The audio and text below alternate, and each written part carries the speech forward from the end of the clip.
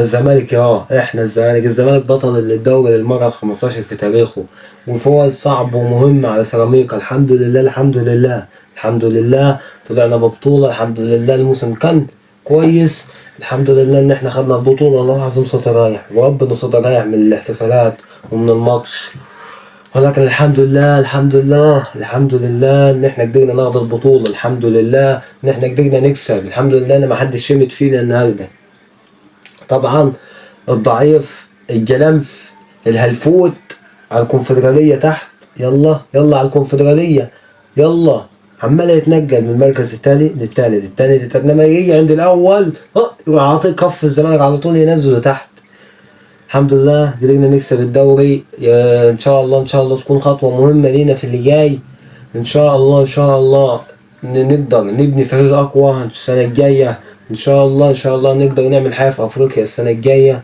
الحمد لله ان احنا قدرنا نكسب الدوري يعني مهمة شاقة قوي.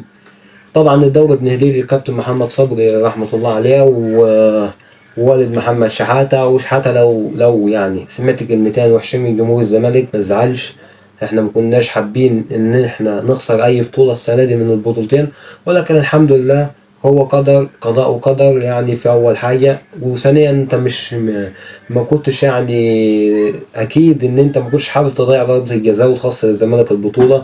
لكن الحمد لله كل ده اتنسى، كل ده اترمى في الزبالة خلاص.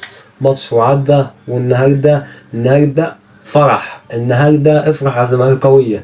النهارده احنا مش هننيم حد حرفيا.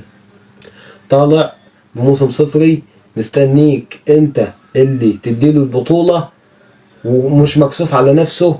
وكان بيحفل عليك من حوالي يومين ولا 3 ايام، وكان ماسك الزمالك سلخ ومش عارف ايه وبتاع. انت مالك بالزمالك؟ الزمالك بطل الدوري، الزمالك افضل فريق في مصر حاليا. مش عايزين هري، مش عايزين اي لك. فكك من الكلام اللي هيطلع يقولوه. طبعا معروفين من بدري، معروفين ان هم بيطلعوا دي. اي حاجه عايز يغلوش عليك على فرحتك، انت كزملكاوي. ولكن محدش يغلوش على فرحتك. الحمد لله قدرنا نكسب البطوله. الحمد لله هتكون بطوله مهمه لينا. وان شاء الله ان شاء الله الموسم الجاي نبقى احسن واحسن.